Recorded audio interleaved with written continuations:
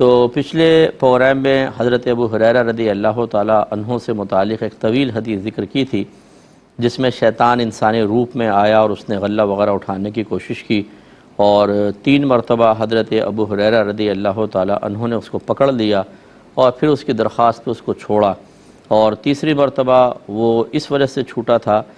کہ اس نے کہا کہ میں آپ کو چند کلمات بتاتا ہوں جو آپ کو نفع دیں گے، تو آپ مجھے چھوڑ دیجیے گا۔ حضرت ابو ہریرہ رضی اللہ تعالیٰ عنہ نے فرمایا ٹھیک ہے میں تجھے چھوڑ دوں گا، بتا۔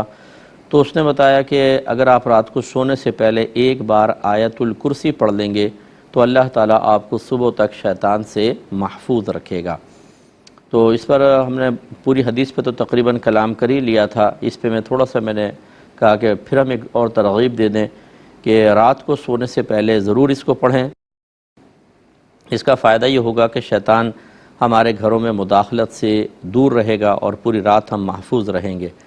ایسے آپ نے دیکھا ہوگا چھوٹے بچے ہوتے ہیں، رات میں کسی ٹائم اچانک رونا شروع کر دیتے ہیں بہت زیادہ،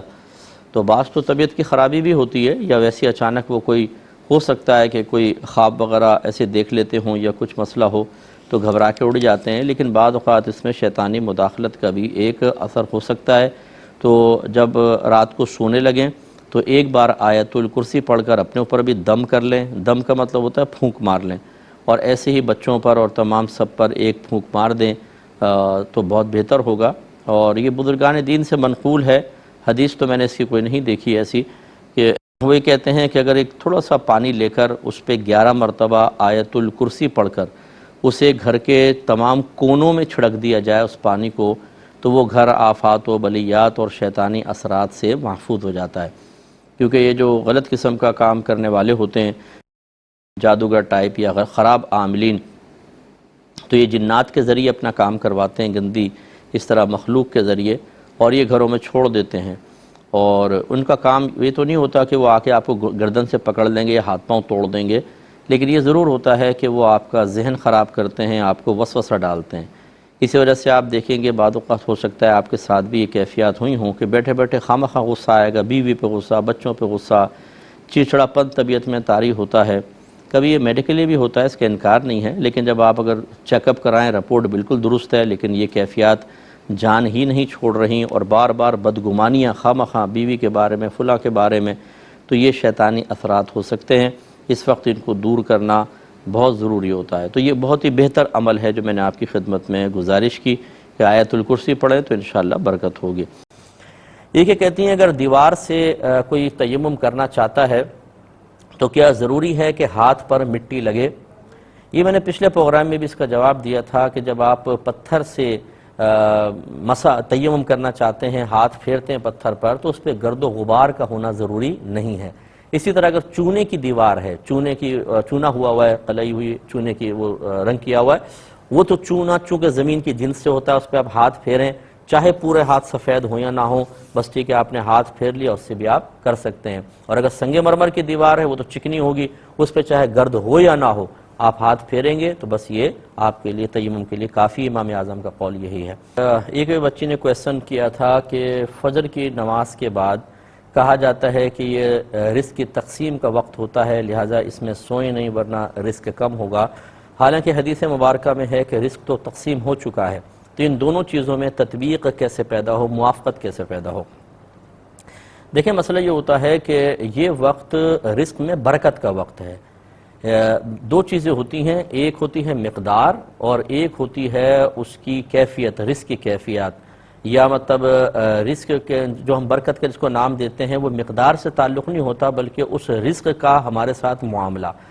میں اپنے الفاظ میں مزید سمجھاتا ہوں، جیسے مثال کے طور پہ کسی کے لیے اللہ نے ایک رزق مقرر کر دیا ہے کہ اتنی مقدار میں ملے گا، اس میں کمی زیادہ بالکل بھی نہیں ہو سکتی۔ رحمت کونین صلی اللہ علیہ وسلم ارشاد فرماتے ہیں کہ قلم قدرت لوگوں کا رزق لکھ کر خشک ہو چکا ہے، اب کسی پرہیزگار کی پرہیزگاری اس کو بڑھا نہیں سکتی اور کسی کا فسق و فجور اسے کم نہیں کر سکتا۔ اور ایک ہوتا ہے کہ رزق کا مقدار کے اعتبار سے وہی رہنا، لیکن کسی کے لیے وہ کافی ہو جانا اور کسی کے لیے ناکافی ہو جانا۔ وہ یوں ہوتا ہے کہ اللہ تبارک و تعالی جب اسی ایک مخصوص رزق میں برکت سے نوازتا ہے تو اس کی مختلف صورتیں بن جاتی ہیں کہ مثال کے طور پہ وہی لمیٹڈ تنخواہ گھر میں آ رہی ہے، لیکن جب اللہ تعالیٰ برکت سے نوازے گا تو کوئی بیمار نہیں پڑے گا، گھر میں ناگہانی آفت نہیں آئے گی، لوٹ مار نہیں ہوگی، اور کہیں باہر سے کھانا آ جائے گا، شادی بیاہ زیادہ آ جائیں گے تو وہاں سے آپ کو کھانا وغیرہ مل جائے گا، تو آخر میں تنخواہ کافی ساری بچ جائے گی، اور آپ کہیں گے کہ بھئی اس دفعہ تو بڑی برکت ہو گئی پیسوں میں، حالانکہ مقدار اتنی رہی۔ اور بے برکتی پھر اس طریقے سے ہوتی ہے کہ اور مسائل پیدا ہو جاتے ہیں، جس کی بنا پر بعض اوقات تنخواہ آپ دیکھتے ہیں کہ 10 روز میں، 12 یا 15 روز میں ہی ختم ہو جاتی ہے۔ اس طرح کی پے در پہ مصیبتیں گھر پہ آتی ہیں، کرائسس آتے ہیں کہ پیسہ بچتا ہی نہیں، اور پھر انسان مانگنے پہ مجبور ہو جاتا ہے۔ یہ ہے وہ بے برکتی۔ تو مقدار پہلے سے متعین ہے، اس میں برکت اور عدم برکت کا معاملہ علیحدہ ہوتا ہے۔ تو یہ جو کہا جاتا ہے کہ فجر کی نماز کے بعد سوئیں نہیں، تھوڑا بہت ذکر الہی کریں، پھر آپ چاہے سو جائیں، وہ اس برکت کے حصول کے لیے ہے، نہ کہ اگر آپ فوراً سو گئے تو مقدار رزق میں کمی آئے گی، اور اگر آپ نے ذکر کیا تو مقدار رزق بڑھ جائے گا۔ ایسا نہیں ہوگا، بلکہ برکت کا معاملہ ہے۔ اگر کوئی قرآن پاک کی تلاوت کر رہا ہو، درمیان میں چائے آ جائے، وہ رک کے چائے پی لے، تو کیا دوبارہ تلاوت شروع کرنے سے پہلے کلی کرنا لازم ہوگا؟ دیکھیں، لازم نہیں ہوتا، اور خصوصاً جب آپ قرآن پاک پڑھ رہے ہیں تو ایسی کوئی ریکوائرمنٹ نہیں ہے کہ منہ کے اندر کوئی بھی چیز نہیں ہونی چاہیے، کوئی ذائقہ یا کوئی ذرات وغیرہ، اس سے کوئی فرق نہیں پڑتا۔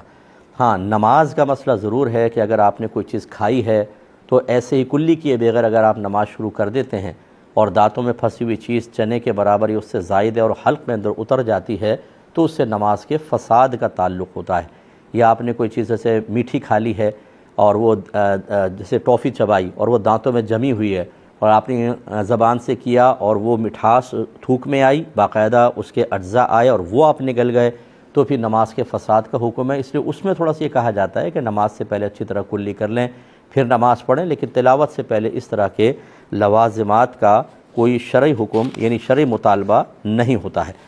ایک انہوں نے کہا کہ بعض لوگ حالت قیام میں جہاں سجدے پہ نگاہ رکھنی چاہیے وہاں نہیں رکھتے، دائیں بائیں اوپر نیچے دیکھتے رہتے ہیں، تو کیا ان کی نماز ٹوٹ جاتی ہے؟ دیکھیں، نماز ٹوٹتی تو نہیں ہے، لیکن غیر ضروری اس طرح کا نظری التفات یعنی توجہ کرنا نظر کے اعتبار سے یہ مکروہ ہوتا ہے۔ اگر صرف نگاہیں ادھر ادھر کریں گے تو مکروہ تنزیہی ہوگا، اور منہ بھی گھما دیں گے تو مکروہ تحریمی ہوتا ہے، یہ نہیں کرنا چاہیے۔ لیکن بعض بیچارے جو خاص طور پہ مزدور طبقے کو میں نے دیکھا ہے، وہ اوپر ہی دیکھتے رہیں گے، ادھر دیکھیں گے ادھر دیکھیں گے، ان کو پیار محبت سے سمجھانا چاہیے کہ یہ خلاف سنت اور مکروہ ہے۔